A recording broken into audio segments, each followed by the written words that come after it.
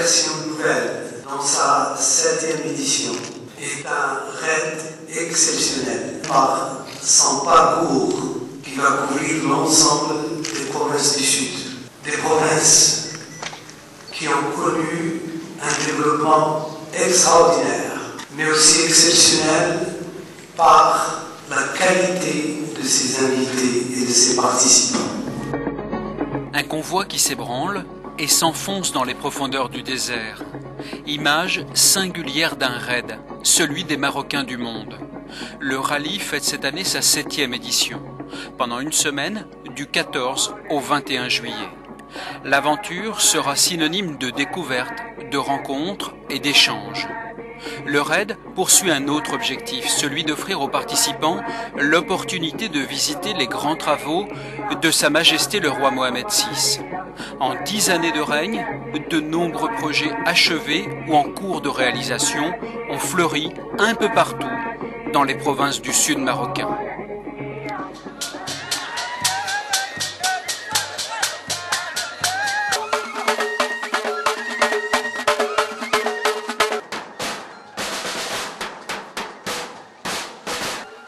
Les provinces du sud du royaume, ou le théâtre d'un circuit exceptionnel.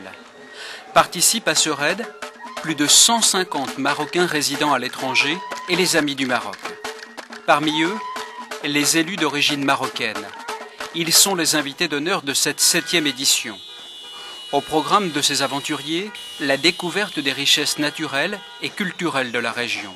Sans oublier les avancées remarquables des provinces sahariennes, que ce soit du point de vue économique, social ou culturel.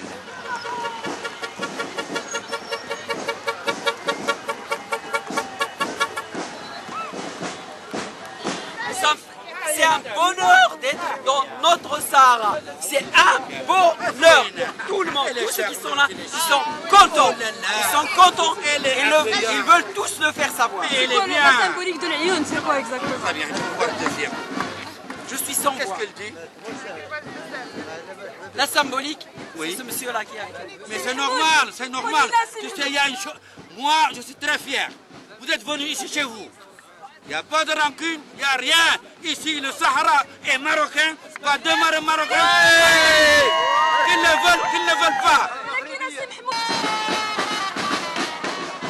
Une nouveauté cette année, c'est la participation de 53 élus d'origine marocaine et de 19 de leurs homologues dans les pays d'accueil.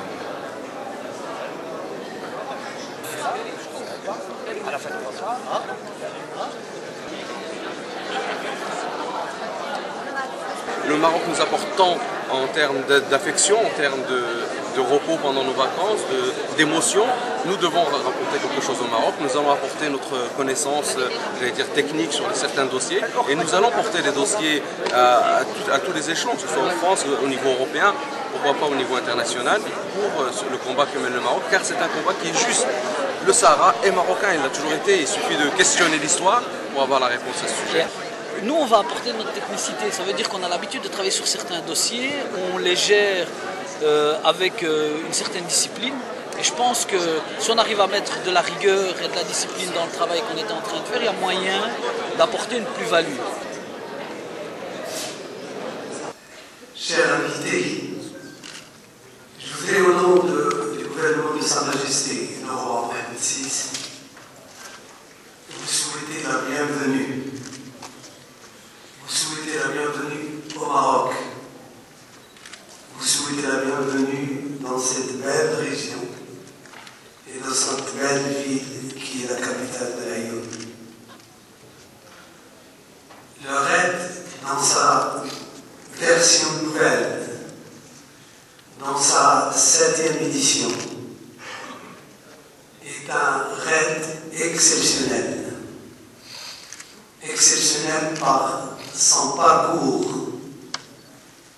qui va couvrir l'ensemble des provinces du Sud. J'ai dit tout à l'heure dans le mot de bienvenue, cette année nous avons choisi comme invité d'honneur les élus d'origine marocaine, mais aussi leurs collègues et amis étrangers. Et l'objectif est double. D'abord, faire connaître l'ensemble des élus se connaissent.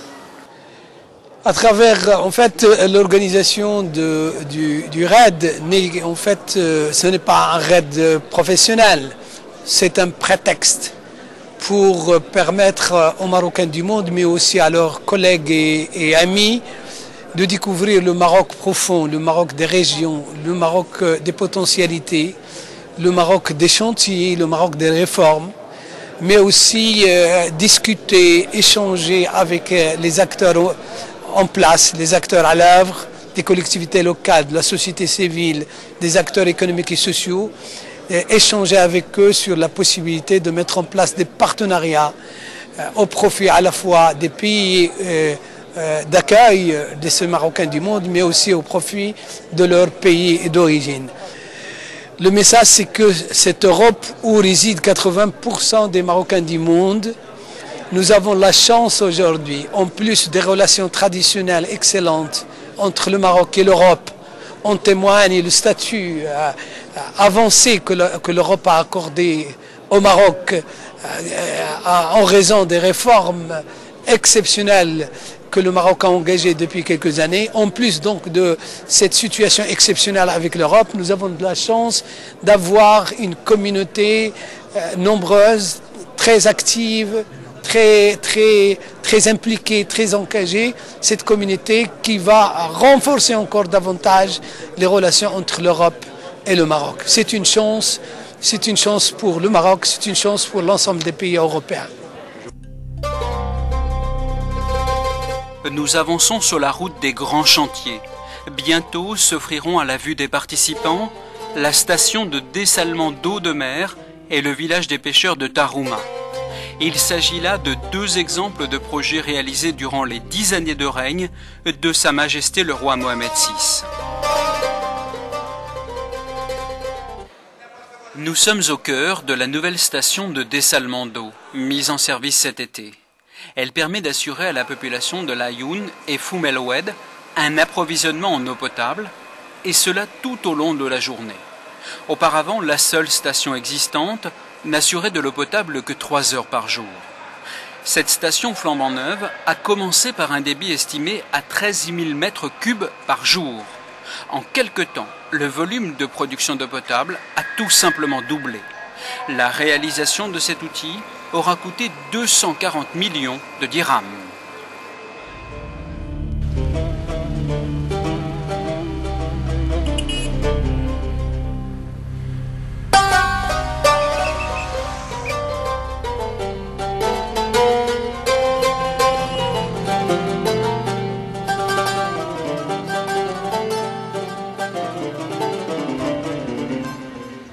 Le village des pêcheurs de Tarouma est situé à 50 km au sud de La Aïoun et à 25 km de La Aïoun Port. Son littoral s'étend sur plusieurs kilomètres. Ce village sert de première expérience dans le cadre du développement du secteur de la pêche artisanale. Il comprend 1000 logements au prix de 50 000 dirhams l'unité. Le village abritera au total 5000 personnes. Il disposera d'une importante infrastructure de base équipée en eau et en électricité. Le village comptera un dispensaire, une mosquée, des boutiques, des aires pour le débarquement du poisson et une unité administrative. Le village doit contribuer à développer et à réguler l'activité de pêche artisanale ainsi qu'à l'organisation des circuits de commercialisation de la production, sans oublier la sédentarisation des marins-pêcheurs et l'amélioration de leurs conditions de vie et de travail. Sur le modèle de Tarouma, 3 nouveaux villages pourraient bientôt voir le jour. C'est en tout cas le souhait partagé par le ministre de la Pêche maritime et l'Office national des pêches.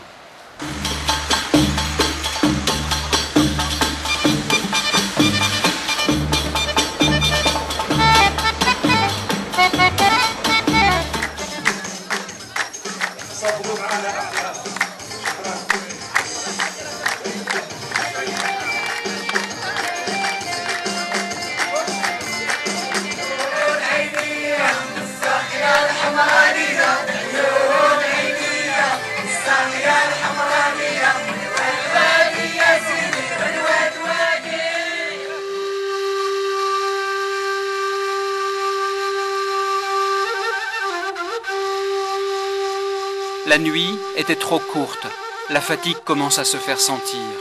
Nous quittons la Aïoun pour aller vers Boujdour et Echtoukan. Les participants pourront y découvrir les spécificités régionales et locales, y déceler aussi les immenses atouts dont jouit la région, y explorer enfin les opportunités d'investissement pour participer à son développement.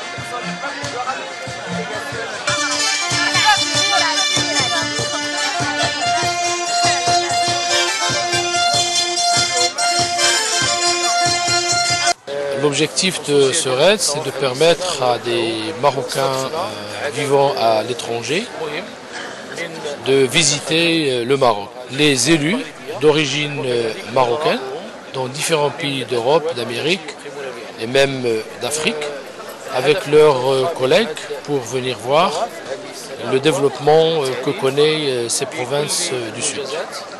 Le RAID est une opportunité pour nous, pour leur montrer ces provinces du Sud. C'est vrai que ça a été un périple très court, mais c'est une occasion, je pense, importante pour ces Marocains de découvrir cette région.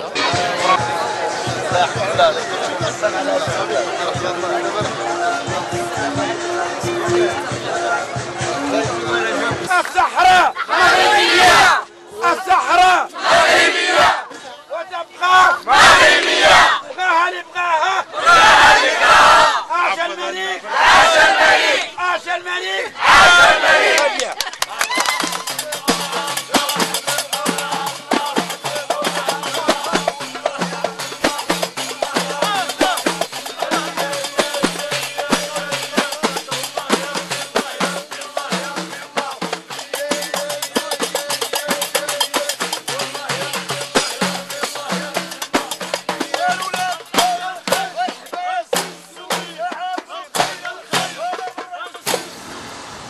Cette 7e édition est aussi une histoire de nombres et de chiffres. Le raid de 2400 km aura mobilisé 183 personnes, 23 voitures, 2 cars, 12 motos, une ambulance, une camionnette, un camion et 12 000 bouteilles d'eau.